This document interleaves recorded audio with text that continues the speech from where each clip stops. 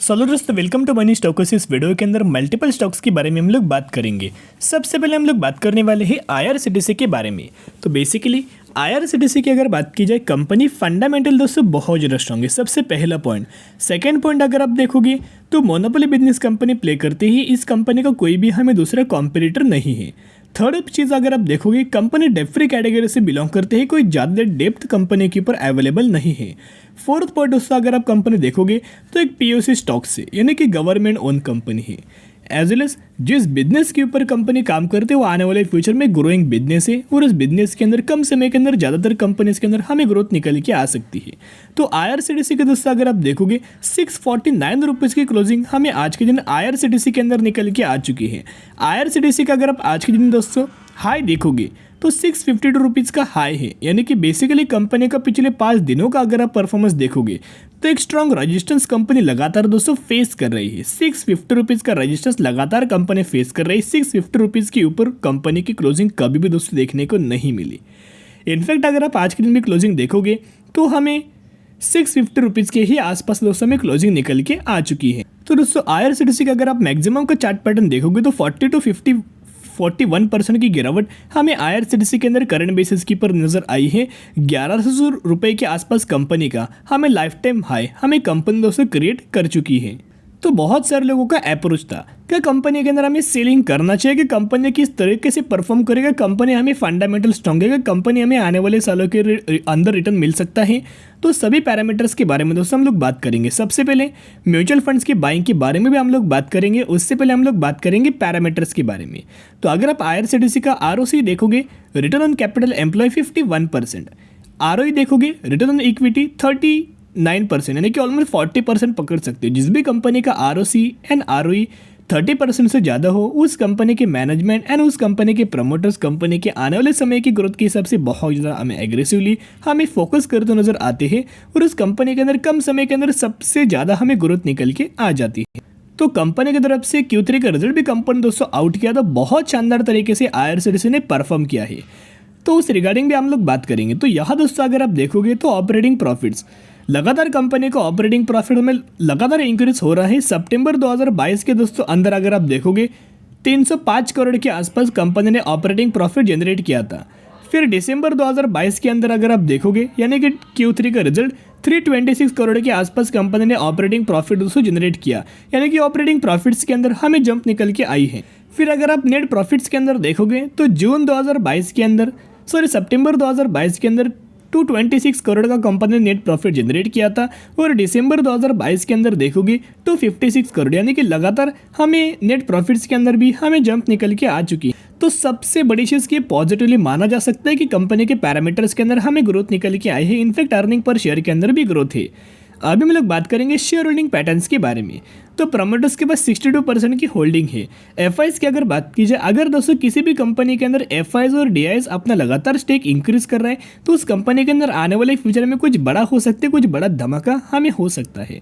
FIIs अगर आपका FIIs का डेटा आप देखोगे, सितंबर 2022 के अंदर 5.81% का स्टेक था, और दिसंबर 2022 के अंदर ऑलमोस्ट 6.84%, ऑलमोस्ट 1% का स्टेक हमें एफआईज ने इंक्रीज किया है। डीआईज की अगर बात की जाए तो डीआईज कंप्लीटली इस कंपनी के अंदर स्टेक इंक्रीज ही कर रहा है। 4.69, 5.22, 5.32, 5.57, 8.73, तो लगातार हमें डीआईज की भी आईआरसीटीसी के अंदर बाइंग हो रही है। और अगर आप दोस्तों आईआरसीटीसी का म्यूचुअल फंड्स का बाइंग का दोस्तों अगर आप डेटा देखोगे तो जैन 2023 का अपडेटेड डेटा मैं आपके साथ शेयर करना चाहूँगा। 39 म्यूचुअल फंड्स की बाइंग एंड 6 म्यूचुअल फंड्स की सेलिंग हमें आईआरसीटीसी के अंदर हो चुकी है, यानी कि जो बाइंग का जो हमें डेटा है लगातार दोस्तों इंक्रीज हमें आईआरसीटीसी के अंदर नजर आया है। बहुत सारे म्यूचुअल फंड्स की, बहुत सारे इन्वेस्टर के लगातार हमें इन्वेस्टमेंट आईआरसीटीसी के अंदर कर रहे हैं, तो कुछ बड़ा आने वाले समय के अंदर हो सकते हैं। दो पैरामीटर्स मैच कर रहे हैं, एक तो शेयर होल्डिंग पैटर्न्स के अंदर एफआईएस और डीआईएस की बाइंग, और सेकेंड म्यूचुअल फंड्स की बाइंग। तो जिसके चलते दोनों पैरामीटर सिमिलर तरीके से निकल के आ रहे, तो जरूर आईआरसीटीसी के अंदर huge amount of jump in the terms of chart आपको नजर आ सकती है, in the terms of returns आपको मिल सकता है। निपॉन के फंड ने 8100 करोड़ की बाइंग किया है। फिर एडलविस का एक फंड है जिन्होंने ऑलमोस्ट 5300 करोड़ की बाइंग किया है। वैसे बहुत सारे, निपॉन का एक और 2900 करोड़ की बाइंग, आईसीआईसीआई 2450 करोड़ की बाइंग, एसबीआई 1150 करोड़ की बाइंग, और यूटीआई 1980 करोड़ की buying. As well as HDFC का एक large and mid cap fund निकल के आ रहा है, 7,900 करोड़ की बाइंग हमें HDFC के हमें फंड ने की है। तो जिसके चलते दोस्तों फंडामेंटल कंपनी स्ट्रॉन्ग है पैरामीटर्स वाइज भी, तो आप 100% IRCTC को कंटिन्यू फ्यूचर के अंदर करना, क्योंकि आने वाले समय के अंदर ह्यूज अमाउंट ऑफ रिटर्न मिल सकता है। इसका जो स्ट्रॉन्ग रजिस्टेंस है 650 रुपये का स्ट्रॉन्ग रजिस्टेंस है। एक बार कंपनी 650 रुपये के ऊपर लगातार क्लोजिंग दे, यानी कि 655 रुपीज़, 660 रुपीज़, 665 रुपीज़, तब अब IRCTC के अंदर एंट्री करना, बाय ऑन स्ट्रेटेजी अप्लाई करना, और जो टारगेट दिया गया है 750 रुपये का टारगेट करंट प्राइस से हमें शॉर्ट टर्म बेसिस के ऊपर दिया गया है। तो बाय ऑन स्ट्रेटेजी अप्लाई करना और लंबे समय के लिए होल्ड करना। अभी हम लोग बात करने वाले हैं कंपनी के अंदर आपको स्प्लिट का बेनिफिट मिलने वाला है। करंटली कंपनी का फेस वैल्यू 10 से एग्जीक्यूशन के बाद 1 के अंदर कन्वर्ट हो जाएगा 1:10 रेशियो के अंदर। इस कंपनी के ही अंदर हमें दोस्तों स्प्लिट का बेनिफिट मिलने वाला है, यानी कि अगर आपके पास इस कंपनी के 1 शेयर होंगे तो 1 के बदले आपको 10 शेयर मिलेंगे, 10 के बदले आपको 100 शेयर मिलेंगे, और 100 के बदले आपको 1000 शेयर मिलेंगे। तो इसी रेशियो के अंदर इसी कंपनी के अंदर आपको स्प्लिट का बेनिफिट मिलने वाला है, जिसका अगर आप एक चीज देखोगे 22 ऑफ फेब, तो जो भी लोग 21 ऑफ फेब या फिर इससे पहले अगर आप बाइंग करेंगे तो ही आप एलिजिबल होंगे, और तो ही आपको इस कंपनी के अंदर स्प्लिट रिगार्डिंग बेनिफिट मिल जाएगा। तो 288 रुपीज़ के ऊपर लगातार दोस्तों कंपनी ट्रेड कर रही है। मैक्सिमम के अंदर देखोगे तो बहुत ज़्यादा वॉलेटाइल हमें बेसिकली कंपनी है, लेकिन कंपनी के पैरामीटर्स के अंदर जंप है। अगर आप मार्केट कैप भी देखोगे तो ऑलमोस्ट 18,000 करोड़ का मार्केट कैप, यानी कि कंपनी हमें मिड कैप कैटेगरी से बिलोंग करती है। और हम लोग बात करें IRB इंफ्रास्ट्रक्चर डेवलपर लिमिटेड के बारे में, यानी कि इंफ्रास्ट्रक्चर डेवलपमेंट सेगमेंट से ही ये कंपनी बिलोंग करती है, इसी सेक्टर से कंपनी बिलोंग कर रही है। अगर आप इसका ऑपरेटिंग प्रॉफिट भी देखोगे तो 2,900 करोड़ से घट के 2,350 करोड़, फिर बढ़ के 2,580 करोड़, फिर बढ़ के 2,980 करोड़। तो पिछले 3 क्वार्टर से ऑपरेटिंग प्रॉफिट्स के अंदर हमें जंप है, और इनके नेट प्रॉफिट्स के अंदर भी हमें पिछले 2-3 क्वार्टर से हमें जंप है। तो अगर आप बाइंग करना चाहते हो तो स्टडी की जगह, एनालिसिस की जगह बाद में दोस्तों बाइंग करना, ब्लाइंडली किसी भी कंपनी के अंदर फॉलो मत करना। सिर्फ मुझे अपडेट्स निकल के आया था, इसी रिगार्डिंग मैंने आपके साथ अपडेट शेयर कर चुका हूँ। अभी दोस्तों हम लोग बात करेंगे टाटा मोटर्स के बारे में। टाटा मोटर्स भी फंडामेंटली कंपनी बहुत ज़्यादा स्ट्रॉन्ग है। आज के दिन दोस्तों कोई हमें फ्लैट परफॉर्मेंस टाटा मोटर्स के अंदर देखने को मिल चुका है। तो अगर आप टाटा मोटर्स का पिछले 1 महीने का अगर आप चार्ट पैटर्न देखोगे तो ऑलमोस्ट 8% की रैली टाटा मोटर्स के अंदर हो चुकी है।